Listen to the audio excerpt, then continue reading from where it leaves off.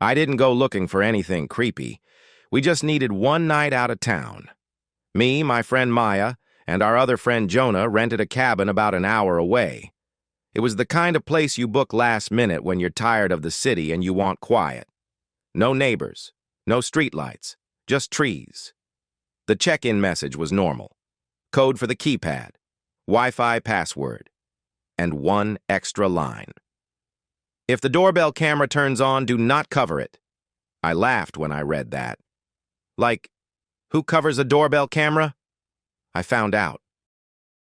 We got there a little after midnight. The driveway was long and the cabin didn't show up until the last second. Headlights hit the front porch and everything outside the light just disappeared into the trees. Jonah parked and killed the engine. Instant silence. Maya read the code off her phone. Okay, ready? The keypad beeped. The lock clicked. The door opened like it had been waiting. Inside smelled like wood and cold air and that weird sweet scent some places have when they've been closed for a while. The living room was small, clean, staged, a couch, a tiny kitchen, 2 bedrooms down a short hall. Jonah tossed his bag down and did that thing people do in unfamiliar places, where they start talking too loud to prove they're not uncomfortable. Yo, this is actually nice, he said. I thought it was gonna be, murder cabin. Stop, Maya said instantly. Don't say that. I walked straight to the window and looked out. Trees. Nothing else. No other lights. No road. Just us. Maya opened the check-in info again and read it like she was checking rules before they checked us.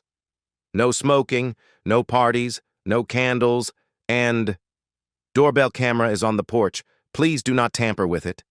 Jonah shrugged. Whatever. Then my phone buzzed. A notification from the rental app. Doorbell camera has detected motion. I froze with my phone in my hand. Jonah laughed. It detected us. But the weird part was, we were already inside. Door closed, bags down, shoes off. Maya walked to the front door and opened it a crack. Porch was empty. No animals. No branches moving. No car headlights. Nothing.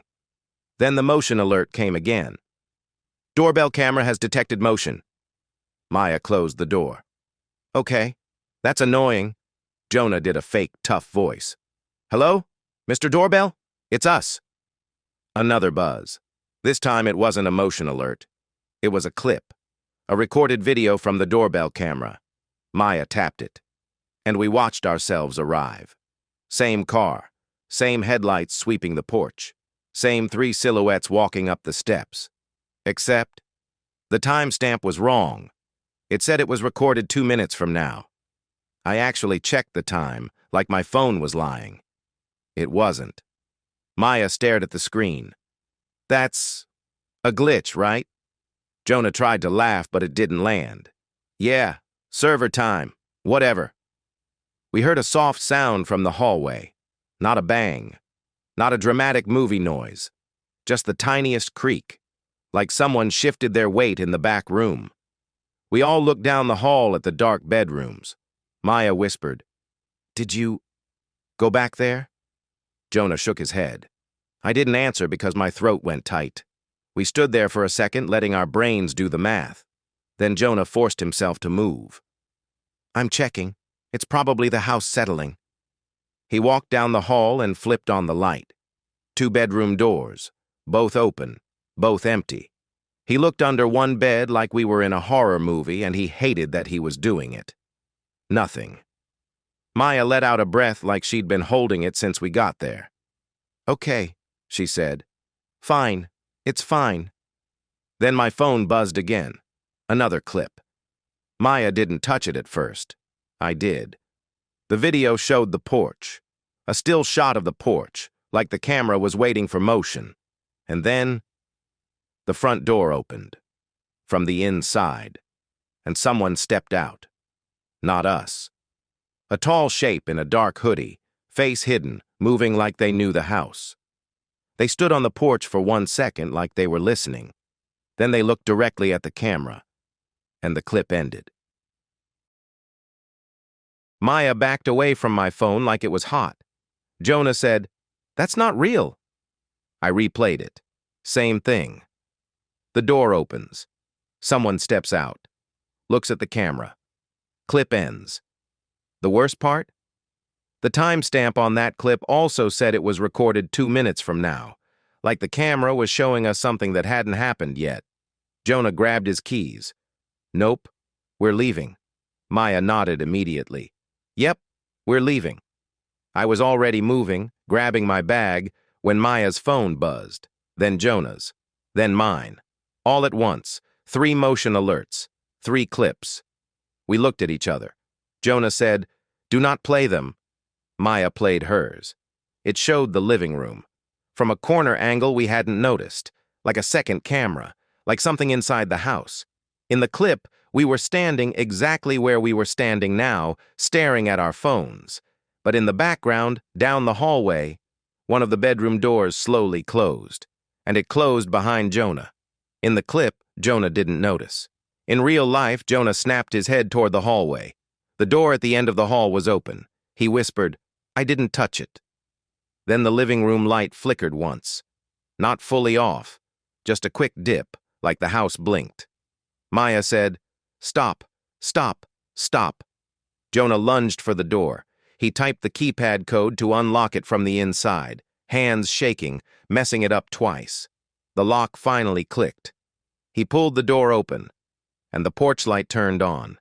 But the porch was empty. He stepped out anyway, like leaving the cabin would instantly make it normal again. Maya followed him. I followed Maya. We got to the steps. Then Jonah stopped. He didn't move. He was staring at the doorbell camera. Maya said, "What?" Jonah pointed. There was a tiny red dot under the camera lens. A recording light. It was blinking, like someone had just turned it on. Maya's voice went tight. "It's always on, right?" Jonah didn't answer. He raised his phone like he was about to take a photo. And that's when the front door behind us clicked. Not locked, not a handle turning. Just a soft click. The sound of a door closing. We all turned. The front door was now shut, from the inside. Maya grabbed the handle. It didn't budge. She tried again, harder. "It's locked." Jonah stepped forward, typed the code. The keypad beeped red. "Incorrect." He tried again. "Incorrect." Maya said, "We didn't change the code." I looked at the doorbell camera again. The red dot stopped blinking. It went solid, like it was watching. Then Jonah's phone buzzed. A new message from the host. It wasn't in the rental chat. It was a normal text message. "Please don't cover the camera." Jonah typed back immediately. "We didn't. Someone is inside." 3 dots appeared, then disappeared. Then the host texted, "Stay on the porch. Help is on the way." Maya looked at Jonah. "Help from who?" Jonah said, "I don't care. We're getting in the car." We ran down the steps toward the driveway. The car was right there, 5 feet away, like safety. Jonah hit unlock. The car lights flashed. He yanked the driver door. It opened. And then the interior light turned on. And on the driver's seat was Jonah's jacket, the one he'd been wearing. But he was wearing it right now. Jonah stared like his brain couldn't decide what it was seeing. Maya whispered, "That's not possible." Then the car radio turned on. Static. Low, quiet static. And under the static, a voice, not clear, not loud, but close, like it was coming from inside the car. It said very calmly, "Don't take shortcuts." Maya grabbed my arm so hard it hurt. Jonah slammed the door shut and stumbled backwards. The porch light behind us flickered. The cabin door handle rattled once, just once, like someone tried it, and stopped. And then my phone buzzed again, a new clip. This time the timestamp was correct, recorded now. The video showed the porch, all 3 of us standing there, frozen.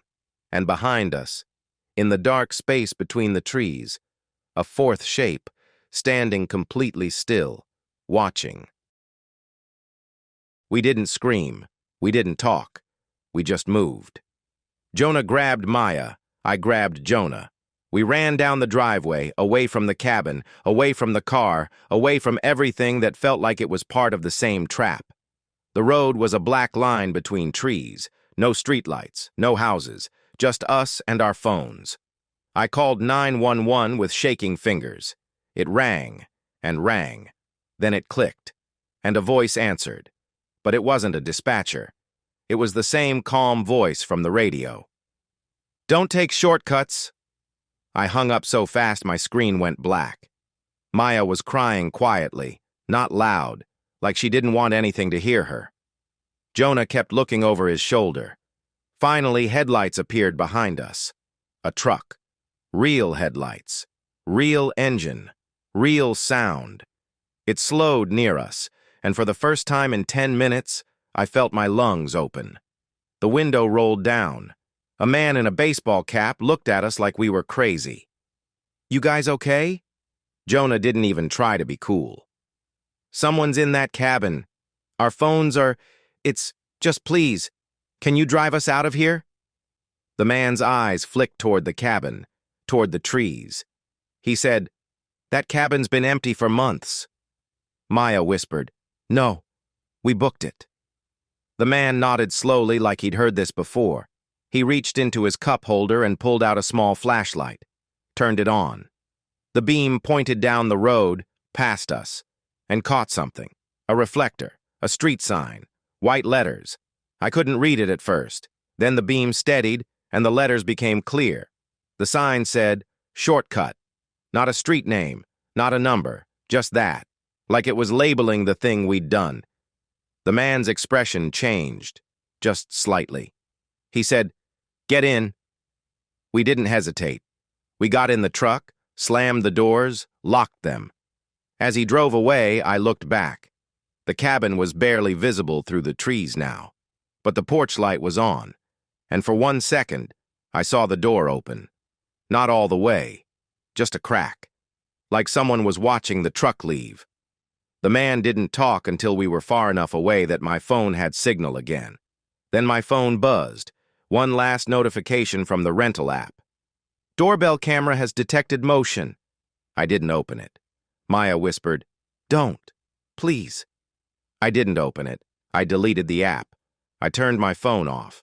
And I sat there in silence, staring at the dark road ahead. Because the worst part wasn't what happened at the cabin. The worst part was the calm way it all worked. Like the cabin wasn't haunted. Like it was designed. Like it was a system that only needed one thing from you. One decision, one turn, one shortcut. And if you take it, it remembers you.